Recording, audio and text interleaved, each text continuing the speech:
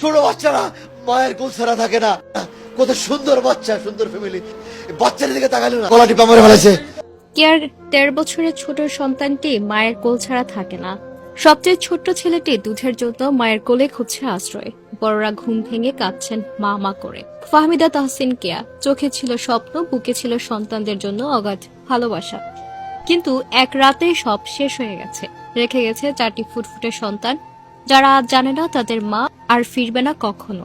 Care বিয়ের পর সংসারটা শুরু হয়েছিল হাসি খুশিতে। স্বামী সিফাতকে নিয়ে ঘুরেছেন বিদেশে দেশে, কিন্তু সময়ের সাথে সাথে বদলাতে শুরু করে সবকিছু। সিফাতের রাগ, জেদ, মেজাজ প্রতিদিনের সঙ্গী হয়ে ওঠে কেয়ার। কথায়, আচরণে, এমনকি মারধরও তাকে ছোট করা হতো বারবার। একদিন কেয়ার সহ্য করতে না পেরে বাবাকে ফোন করেছিল। আমি আর পারছি না, এই সংসারে মানুষ, আমার আর এখানে থাকা হবে না। কিন্তু বাবা মেয়েকে বলেছিল, মা তোর 4টা বাচ্চা আছে, ওদের জীবন তছনছ হয়ে যাবে, মানিয়ে এনে চেষ্টা কর। বাবার কথা মেনে কেয়া থেকে গিয়েছিল সে বদ মেজাজি স্বামীর কাছে। ভেবেছিল হয়তো স্বামী বদলাবে, সংসার বদলাবে, কিন্তু বদলায়নি কিছুই। পরপর 4টি বাচ্চা হয়ে গেছে, কিন্তু বদলায়নি স্বামীর বদ মেজাজ। বরং তাকে বন্ধু স্বজনদের থেকেও আলাদা করে ফেলেছিল সিফাত। 13ই আগস্ট গভীর রাতে পশ্চিম শেওড়াপাড়ার শামীম সরণি 322 নম্বর মেট্রো পিলার উল্টো পাশে তাদের 583 অনামিকা কনকট অ্যাপার্টমেন্টে ঘটে যায় এই ভয়ঙ্কর ঘটনা। রাত 1:56 কেয়ার মা নাজমা বেগমের ফোন বেজে ওঠে। ওপাশে সিফাত। এখনই বাসায় আসেন, কেয়া আর নেই।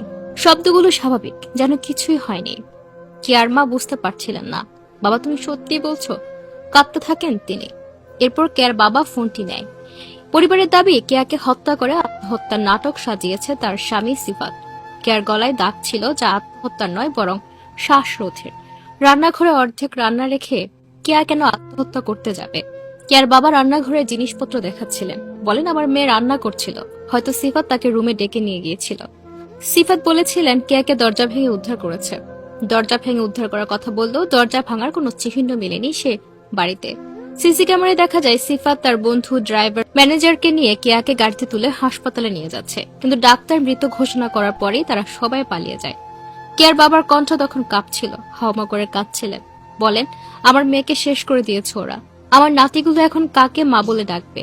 ছোট্ট 1.5 থেকে 2 বছরের নাতি, ফুটফুটের সন্তান, কত সুন্দর সংসার। সন্তানের চোখের দিকে তাকিয়ে হলো তো আমার মেয়েটাকে বাঁচতে দিত। আমার মেয়েটাকে শেষ করে দিয়েছে। আমার মেয়েটাকে খেতে দেয়নি পর্যন্ত। কেয়ার বড় মেয়ে ভিকারুন্নেস স্কুলে 4র্থ শ্রেণীতে, বড় ছেলে আদমজি ক্যান্টনমেন্ট স্কুলের 1ম শ্রেণীতে, আর 2 সন্তান এখনো খুব ছোট। এক শিশু এখনো মায়ের দুধে বেঁচে আছে। 25 বছরের এক তরুণীর জীবন শেষ হয়ে গেছে 4 সন্তানের ভবিষ্যৎ অন্ধকারে ঠেলে দিয়ে।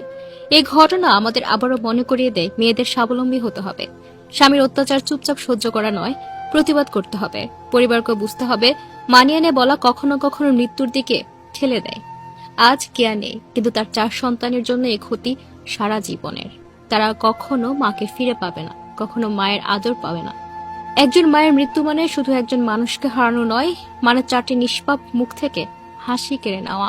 আমরা আল্লাহর কাছে দোয়া করি, আল্লাহ তাআলা যেন কেয়াকে জান্নাতুল ফিরদৌস দান করে এবং কেয়ারে খুনি স্বামীকে যেন পুলিশ তাড়াতাড়ি ধরতে পারে, তার শাস্তি তাড়াতাড়ি নিশ্চিত করা হয়।